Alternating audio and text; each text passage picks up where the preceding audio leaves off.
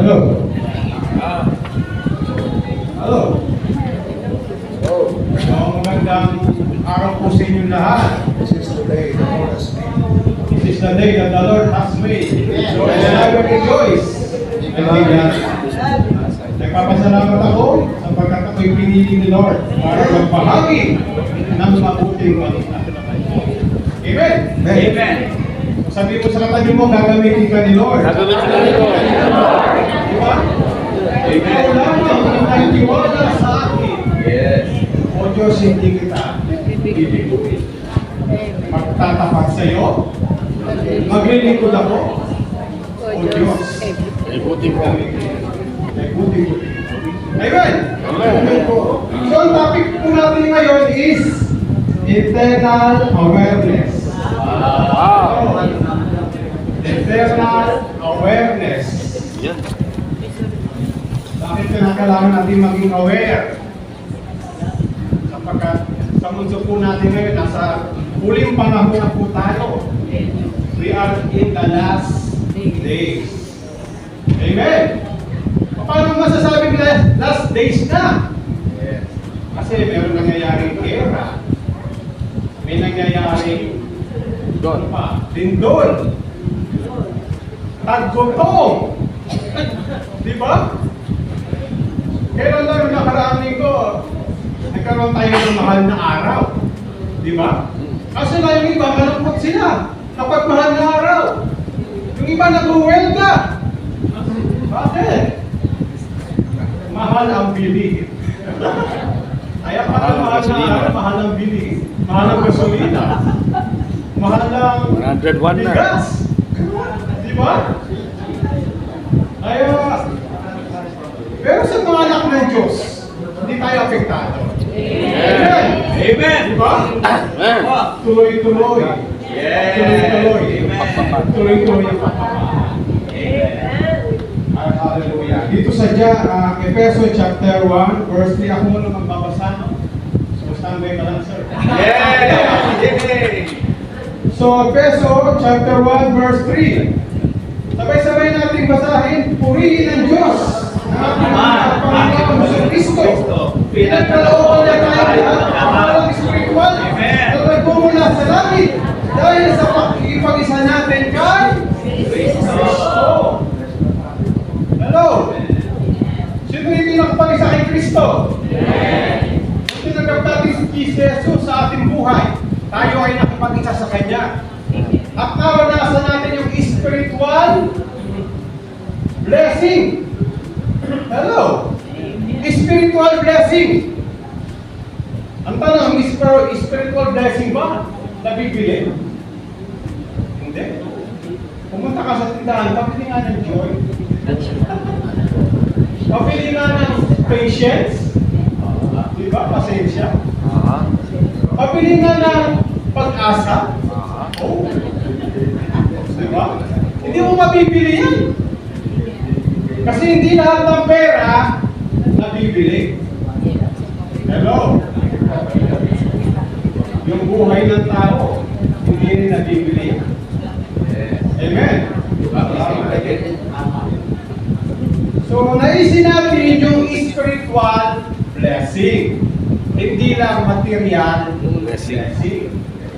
Kasi yung material blessing, pangsamantala.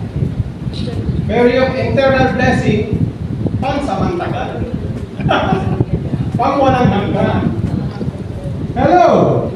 Amen. Hello?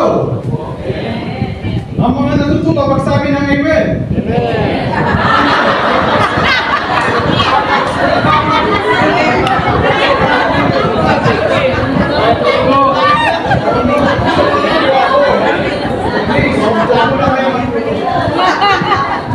Marami po doon, lagay na.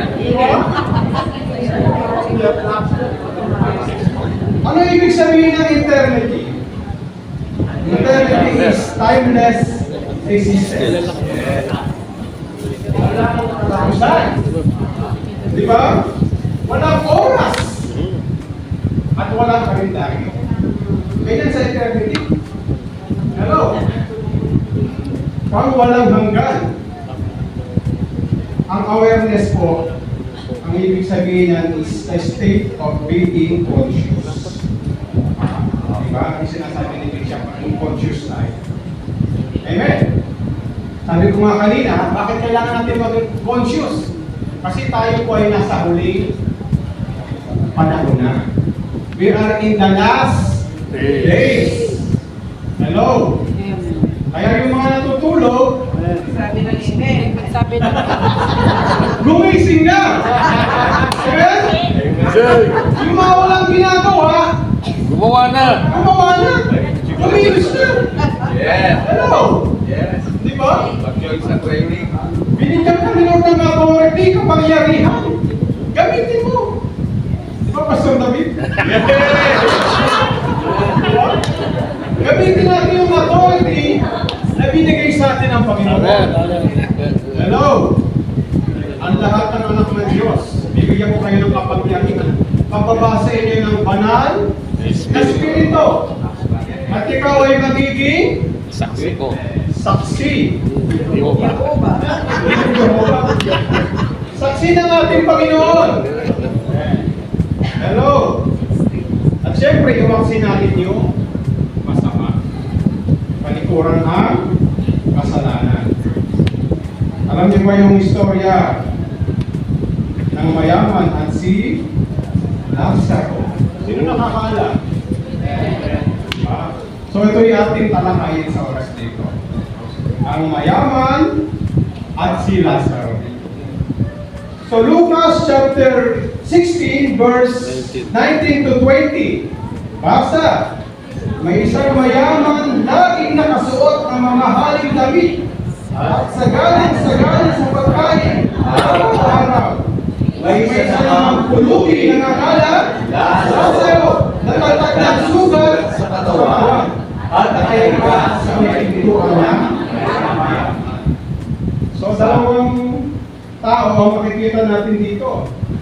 Isang mayaman Isang pulog. at isang pulubi. Anong kaibahan nila? Siyempre yung mayaman sagana sa pagkain. Diba? Lagi siya nasa eat all you can. Sagara sa maleta. Nakasuot ang magara, David. damit. Maro. Naka-Giordano. Lakos. Tapos, ang mamahaling. Nakapolo sport.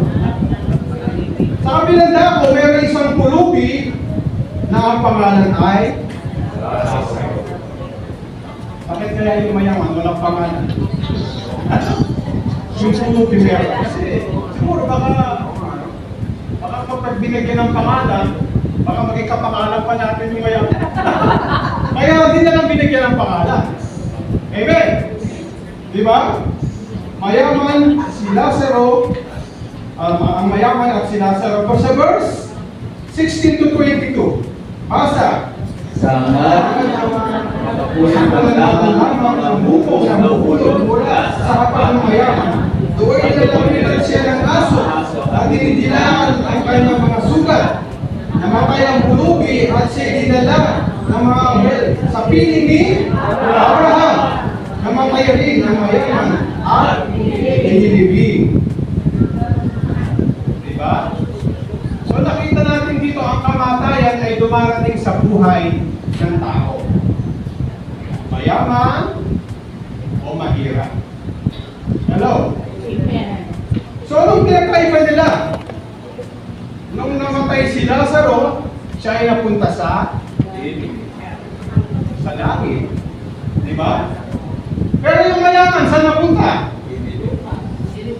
Di ba? Baliktad na ngayon.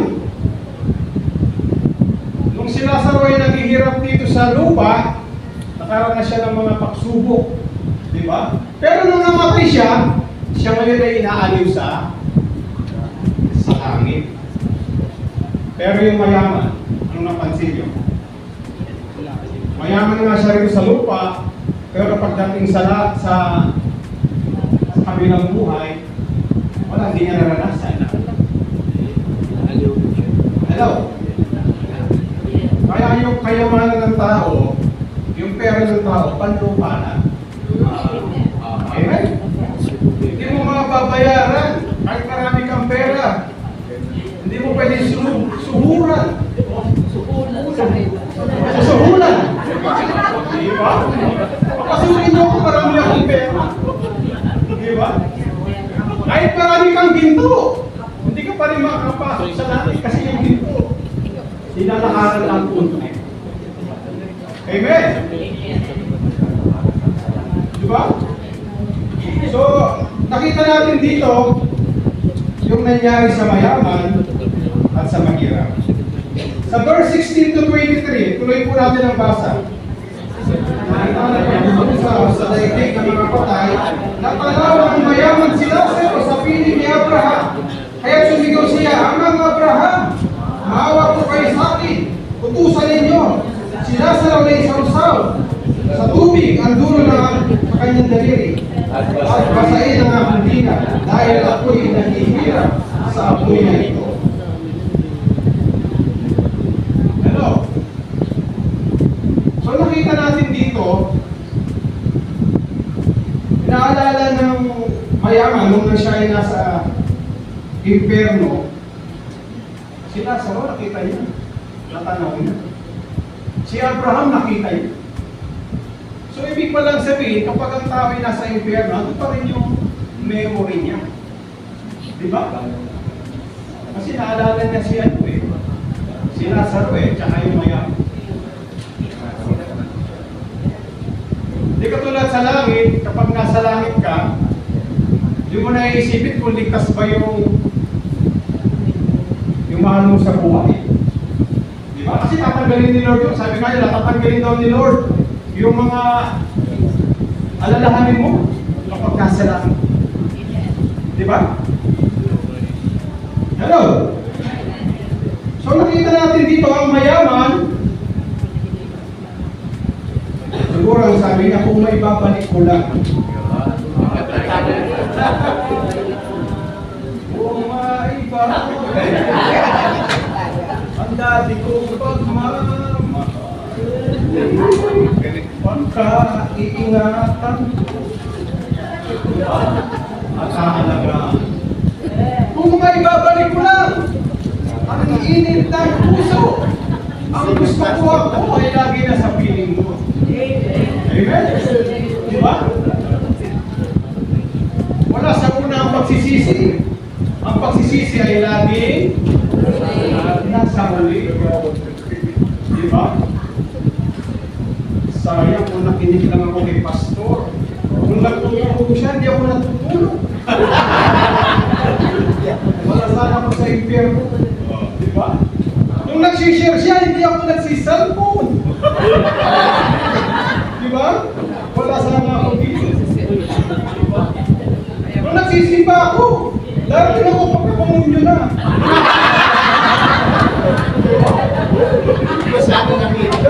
Kung may babalik mo lang. Diba? Kung may babalik mo lang.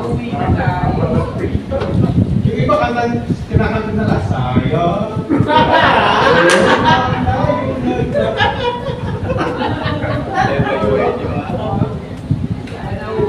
So habang may oras pa, na kailangan, diba? Yung mayaman, hindi siya napunta sa impyerno dahil siya ay nakapatay, nagnakaw. Yan. Dito sa verse, ano na tayo? 25, no? Basta. Ngunit sumagot si Abraham, anak, alalahanin mo, nagpasasa ka sa buhay nung ikaw ay nasa lupa at si Lazaro na may nagtitiis ng kahirapan. Subalit kayo siya inaaliw dito samantalang ito ay nagtulusa. So, ang dahilan pala kung bakit siya napunta sa impyerno, wala siyang ginawa. Nagpasasa sa buhay noong siya ay nasa lupa. Hello? Diba? Ang sabi nga sa Santiago, chapter 4, verse 17, basa!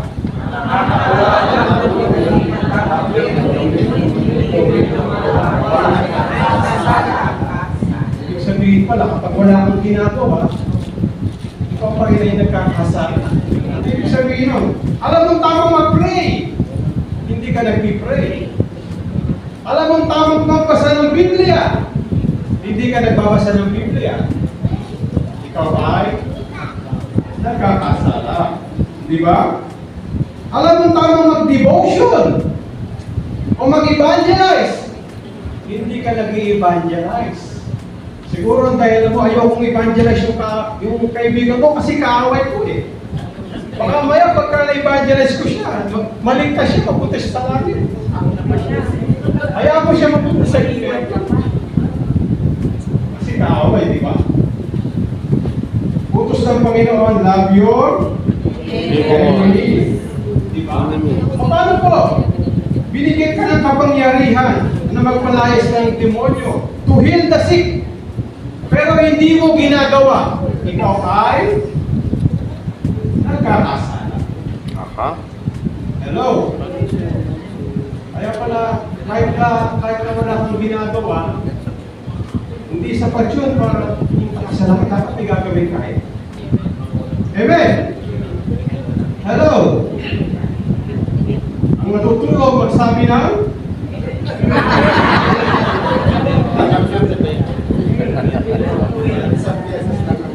nangangalahati na po tayo. Praise God. Sana tayo sa Luke chapter 16 verse 26. Basa. Dito may malaking bain sa pagitan natin. Kaya ang mga nakarito ay hindi makapunta riyan. At ang mga nakaririyan ay hindi makapunta. Ganun sabihin, ang biyerno. Wow. Ang biyerno. May malaking bangin na Bottomless pit. diba? Kaya yung mga taong nasa impyerno, permanente na sa kanila yun. Permanente. At yung mga nasa langit, permanente lang yun. Hello? Walang purgatorio. Wala. Walang purga. Sabi nila may purgatorio, bago ka dahil dun sa langit, doon ka sa gitna, ipupurga ka muna doon. Diba? Wala naman sinasabi sa Biblia yung purgatorio, di ba? Hello? Langit lang at saka Pierno. impyerno. Marami sa atin gusto mapunta sa langit. Pero yung ginagawa nila papunta Pierno. impyerno. Cannot be.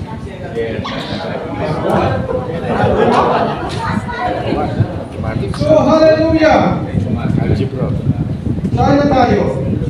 Lucas 16, verse 27. Basa! Ngunit sinabi ng mayaman, kung kayo po ang mga Abraham, ipinapakiusap sa papuntahin, alamang nito si Lazaro, na buhay ng aking ama.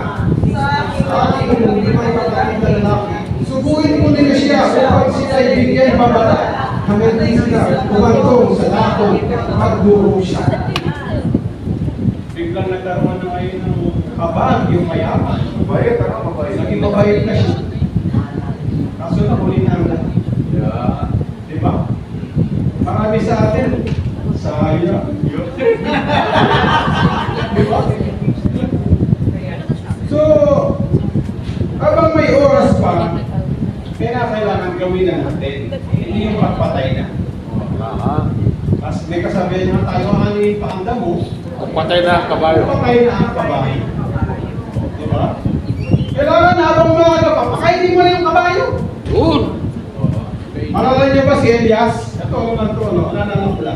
Si Elias, kung na-rapture siya, may sumalubog sa kanya. Aha. Chariot o horses. Mga horses, di ba? Yun. Karwal. Dahil na-rapture siya, sinalubog siya na Karwal. mga kabayo, mga Karwal. chariots. Di ba? Karwal. Ibig sabihin, yung kabayo na susundo sa kanya, hindi namatay, pinapakain. Di ba? Kaya yung kabayo na susundo sa iyo, pakainin mo. Aha. Hello? Kasi kapag patay yung kabayo, hindi ka masusundo, hindi ka mararap. Ano lang yung istorya ko lang yan. Di ba? So, habang may panahon pa, ibahagi natin yung mabuting balita. Amen. Anong kasunod? Lucas chapter 29 verse 31. Pakibasa, Pastor Don. Ay, ngunit sinabi sa kanya ni Abraham, nasa kanila ang mga kasulatan ni Moses at ng mga propeta. Iyon ang kanilang pakinggan. Sumagot ang mayaman, hindi po sapat ang mga iyon. Ngunit kung magpapakita sa kanila ang isang patay na muli na buhay, magsisisi sila at tatalikuran ang kanilang mga kasalanan. Sinabi naman sa kanya ni Abraham, kung ayaw nilang pakinggan ang mga sinulat ni Moises at ng mga propeta, hindi rin nila paniniwalaan kahit ang isang patay na muling nabuhay. Hello. Kaya ang sabi ng mayaman, ipadala niya si Lazaro sa kanyang mga kapatid. Kasi may mga kapatid din siyang matakaw. Di ba? Materialism. Di ba? Ang sabi ni mga Abraham, hindi pwede kasi meron akong mga lingkod ng Diyos na nagtuturo sa kanila. Yes. Andiyan na si Bishop. Oh, Andiyan na si Pastor Per. Si Pastor David. Pastor Do. Sila nang bahala. Sabi ng mayaman, hindi mo sapat yun. Kulang pa. Ha? Di ba? Kapag ang isang patay ay muling nabuhay at bumaba dito upang sila'y pangaralan na aking mga kapatid, maniniwala sila. Pwede ba yun? Di ba? Hindi rin eh. Kasi kung ayaw nilang maniwala, kahit sino pang Poncio Pilato ang pinadala mo, Wala rin. wala rin. So, ibig sabihin, hindi guarantee. Kapag gumawa ka ng himala, maniniwala yung mga tao. Di ba? Kaya tayo mga Pilipino, kapag lumuha si Mama Mary, puntahan doon, di ba? bawal na ngayon sa abroad. O, di ba? Hindi sapat yung himala para ang tao ay maniwala. Kasi si Jesus Christ, makikita natin dito nung nasa lupa siya. Marami siyang ginawang himala. Nagpalakad ng mga bulag.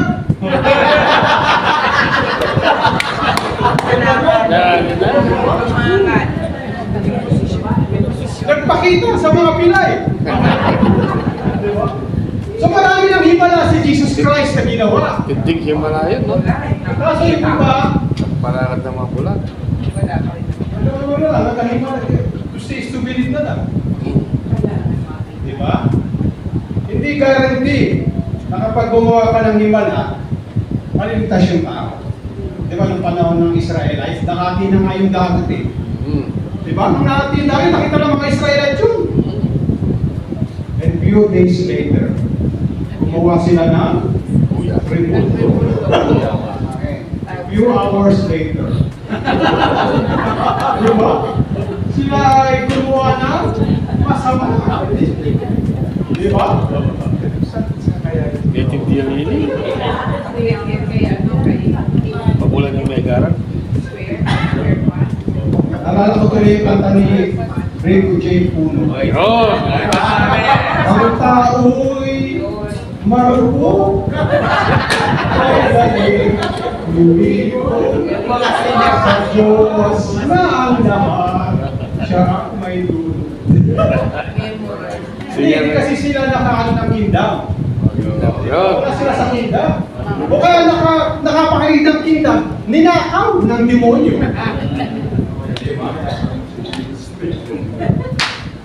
Naalala ko pa si Lazaro hindi niya nagamit yung kingdom kasi nung namatay siya, mahirap siya. Hindi siguro naturuan ng kingdom. O kaya nanakaw yung kingdom. Di ba?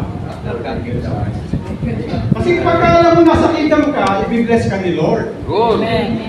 Hindi Hindi mo kasalanan ang pinanganak kang mahirap. Aha. Pero nang namatay kang mahirap, Kasalanan mo. kasalanan mo. Diba? Hindi mo ginamit yung authority na binigay sa'yo ng Panginoon. Amen. Amen. Salamat sa Diyos, sa kingdom tayo. Yeah. For the kingdom of God is within me. I know no defeat. Only victory. For the kingdom of God is within me. Virgin. Amen! Salamat natin ang Panginoon. Hallelujah. Bigla ka nagising, ano? Singer ka na ngayon, ha? So, sa Hebreo chapter 9 verse 27, itinakda sa mga tao, ibisan lamang mamatay. Pagkatapos ay, ang buhay ay isa lang. After mong mamatay, ikaw ay judge. Sabi nila, buti pa yung pusa, pito ang buhay. Shop, shop.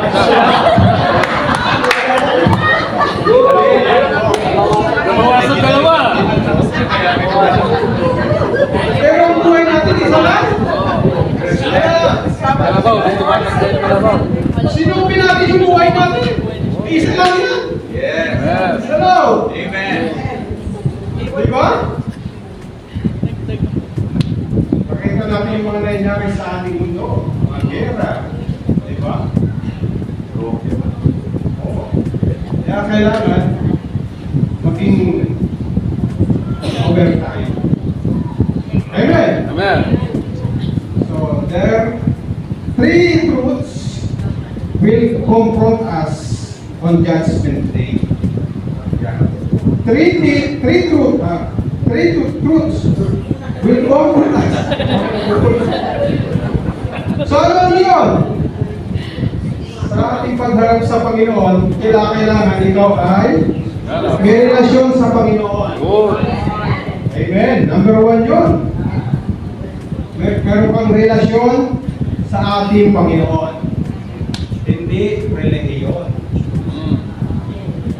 Sabi nga sa Efeso 1 verse 3. Basa. Purihin sa ating ating Panginoon Kristo. Pinagkaloob na tayo spiritual na nagmumula sa langit. Dahil sa ating mag-isa kay Kristo. Hello. Paano tayo nagkaroon ng kaligtasan? Nang tayo po ay nakipag-isa kay Kristo. Amen?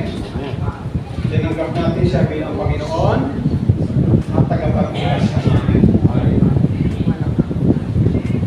Sabi nga sa Pahayag 3:20, anong sabi yan?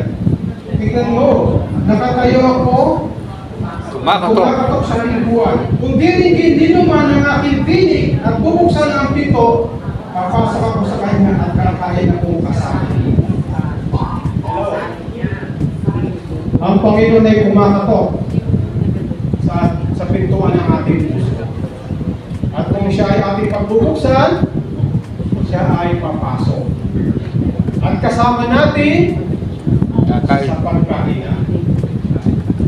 Hello?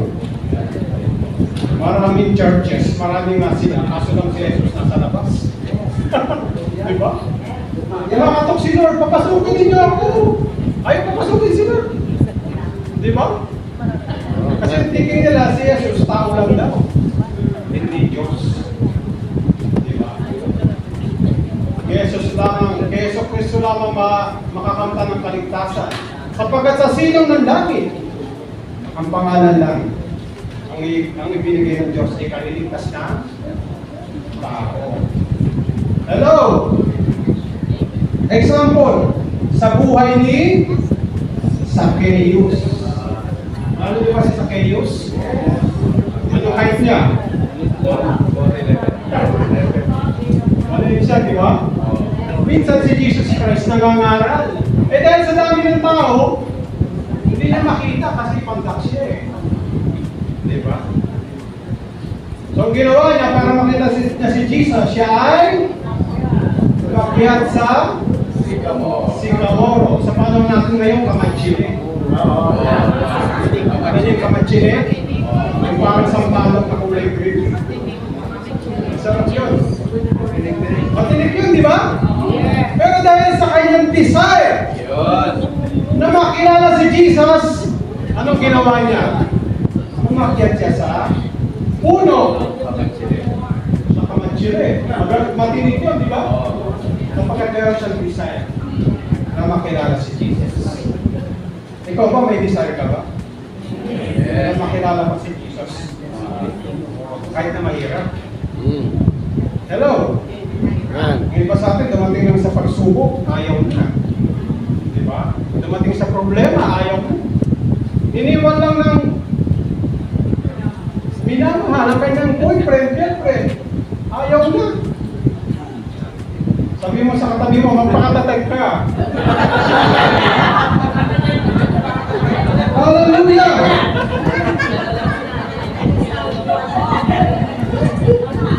Nakita ni Jesus Christ si Zacchaeus. Sabi niya, Zacchaeus, bumaba ka dyan.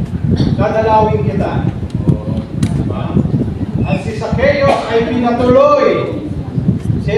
pinatuloy ni Zacchaeus si Jesus sa kanila. Kahanan. Diba? Kung bubuksan mo ang pinto ng iyong puso, si Jesus ay papasok. At anong nangyari kay Zacchaeus? Nung siya ay tumanggap kay Jesus,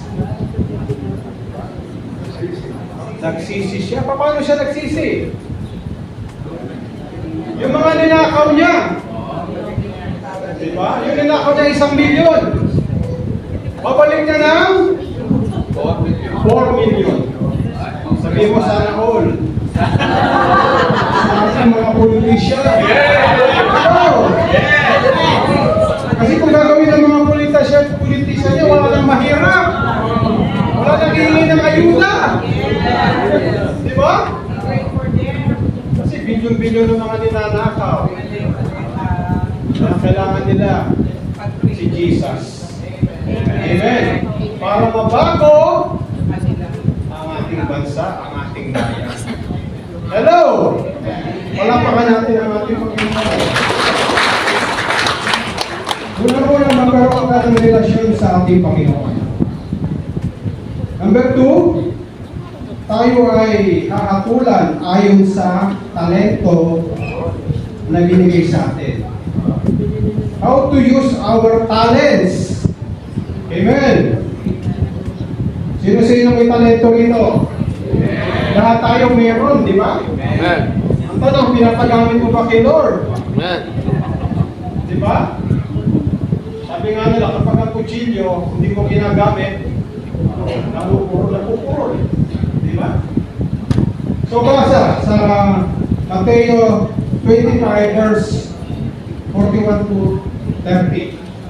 Lumapit naman ang tumanggap ng 1,000 sa labing ginto at sinabi, alam ko kung kayo'y maigpit at pinipitas ninyo ang bunga ng hindi ninyo tinanim at inaani ninyo ang hindi ninyo kinihasik. Natakot po ako kaya ibinang ko sa lupa ang iyong salaping ito. Ito na po ang inyong salapi. Sumagot ang kanyang Panginoon, masama at tamad na lingkod. Alam mo pa na pinipitas ko ang bunga ng hindi ko itinanim at inaani ko ang hindi ko inihasik? Bakit hindi mo na lamang inilagay sa bangko ang aking salapi? Kahit paano'y may inuusa na ito. Kunin ninyo sa kanya ang 1,000 salaping ginto at ibigay sa mga may 10,000 salaping ginto sapagkat ang mayroon ay bibigyan pa at magkakaroon ng saganang, ngunit ang wala, pati ang kakaunting nasa kanya ay kukunin pa. Itapon ninyo sa kadiliman sa labas ang walang silbing taong iyan. Dooy mananangis siya at magngangalit ang kanyang mga ngipin. Nakita natin yan, di ba? Merong 3 alipin. Meron silang master. Yung isang alipin, binigyan ng 5,000. Yung isang alipin, binigyan ng 2,000. Yung isa, 1,000 na lang. Anong ginawa niya? Ibinaw niya sa lupa. Di ba? Ang kagandahan doon, yung unang binigyan ng 5,000, pinangalakal niya. Ginamit niya. At ano nangyari? Dumoble. Di ba? Yung pangalawang alipin, ganoon din ang ginawa. Binigyan siya ng 2,000, pinangalakal niya, pinangnegosyo niya, at ito ay dumoble. Hello? Ang natutulog magsabi na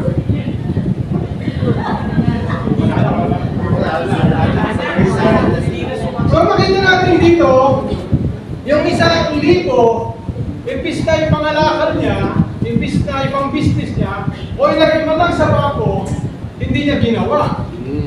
Ano nangyari? Wala, hindi pa lang kumita, hindi tumubo. Binaw niya pa nga sa lupa eh. Diba? Hindi na ginamit yung talento na binigay sa kanya ng Panginoon.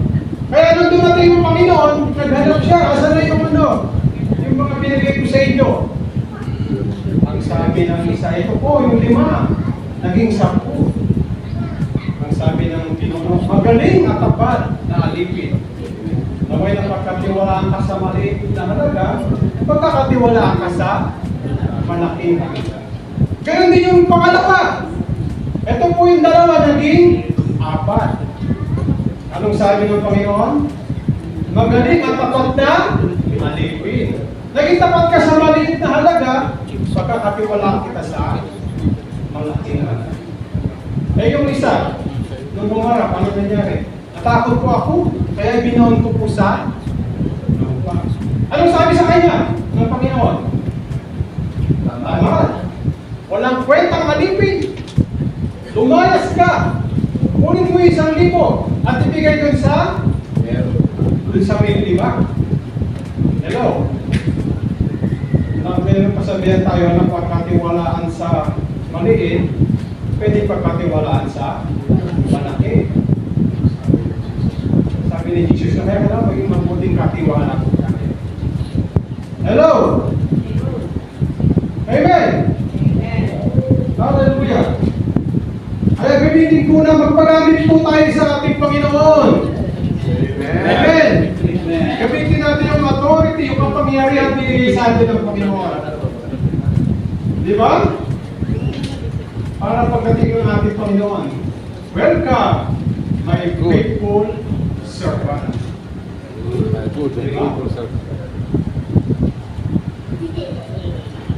Hallelujah. Number 3. Oh, sige, number 3. How to treat others. Ayan. Hindi mahaba-haba to. Basa. Sa maluwalhating pagdating ng anak ng tao kasama ang lahat ng anghel, uupo siya sa kanyang trono ng kaluwalhatian. At ipunin sa harap niya ang lahat ng mga bansa at sila'y kanyang pagbubukod-bukurin tulad ng ginagawa ng pastor sa mga tupa at mga kambing. Ilalagay niya sa kanyang kanan ang mga tupa at sa kaliwa naman ang mga kambing. Kaya sasabihin ng hari sa mga nasa kanan niya, "Hali kayo, mga pinagpala ng aking Ama, pumasok kayo at tanggapin ang kahariang inihanda para sa inyo mula pa ng likhain ang daigdig. Sapagkat ako'y nagugutom at ako'y inyong pinakain, ako'y nauuhaw at ako'y inyong pinainom. Ako'y isang dayuhan at inyong pinatuloy. Ako'y hubad, ako'y inyong dinamitan. Nagkasakit at inyong binalaw, nabilanggo at inyong pinuntahan." Sasagot ang mga matuwid, "Panginoon, kailan po namin kayo nakitang nagutom at aming pinakain o nauhaw at aming pinainom? Kailan po kayo naging dayuhan at aming pinatuloy o kayo'y hubad at aming dinamitan? At kailan po namin kayo nakitang nagkasakit o nabilanggo at kayo'y aming dinalaw?" Sasabihin ng hari, "Tandaan ninyo nang gawin ninyo ito sa pinakahamak sa mga kapatid kong ito, sa akin ninyo ito ginawa. Sasabihin naman niya sa mga nasa kaliwa, lumayo kayo sa harapan ko, kayong mga isinumpa. Doon kayo sa apoy na may di namamatay, na inihanda para sa dyablo at sa kanyang mga kapon, sapagkat hindi ninyo ako pinakain nung ako'y nagugutom, hindi niyo ako pinainom nung ako'y nauuhaw, hindi niyo ako pinatuloy nung ako'y isang dayuhan, hindi niyo ako dinamitan nung ako'y hubad, hindi niyo ako dinalaw nung ako'y may sakit at nung ako'y nasa bilangguan. At sasagot din sila, Panginoon, kailan po namin kayo nakitang nagutom, nauhaw, walang matuluyan, hubad, may sakit, o nasa bilangguan na hindi namin kayo tinulungan? At sasabihin sa kanilang hari, tanda ninyo, nang pagkaitan ninyo ng tulong ang isa sa pinakamahamak sa mga ito. Ako ang inyong pinagkaitan. Itataboy ang mga ito sa kaparusang walang hanggan, ngunit ang mga matuwid ay pupunta sa buhay na walang hanggan. Amen. So alam na natin kung bakit napunta sa inferno yun. Mayaman. Ayan no? Hindi niya tinulungan yung kapwa niya. Nagutom, hindi pinakain. Nauwaw, hindi pinainom. Naging dayuhan at hindi pinatuloy. Etc. etc.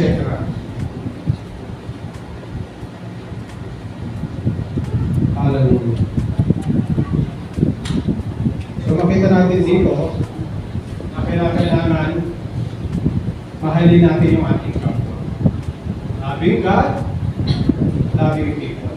Kasi kung ano yung ginawa mo sa kapwa mo, ay ginawa mo na rin sa Panginoon. Sinasabi natin, mahal natin ang Diyos. Amen. Pero hindi mo minamahal yung kapwa mo. Pwede ba yun? Pag sinasabi mong mahal mo ang Diyos, kailangan mahal mo rin yung kapwa mo. Kailangan nagpapatawad ka. Kailangan nagbibigay ka. Kailangan tumutulong ka. Para ikaw ay katanggap-tanggap sa harapan ng Panginoon. Hello! Hallelujah! Hallelujah! So the greatest miracle ay ang isang tao ay makakilala sa ating Panginoon. The greatest miracle. Kasi kapag ang isang tao nakakilala sa ating Panginoon, matututo siya magpagaling ng may sakit, magpalayas ng demonyo, magkaroon ng bagong buhay, at makasunod sa ating Panginoon. Amen. Kailangan magkaroon ka ng relasyon sa Diyos. Pangalawa, magpagamit tayo sa ating Panginoon. Hello! Wala tayong umayo sa takbo ng mundong ito kasi sa mundo, pagkasipa, uwi. Sambawe. Sambawe. Bape.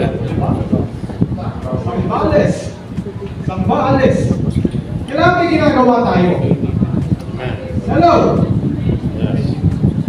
Ang alam niyang mabuti, ngunit hindi niya ginagawa, siya ay nagkakasala. Hello! At ang pangatlo, maglingkod po tayo sa tao.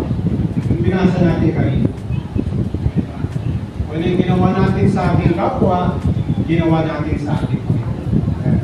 At ang ginawa natin ngayon, welcome! By faithful servant, pumasok pa sa aking kaharian. Amen? May natutunan ba tayo? Amen. Yes ba kayo?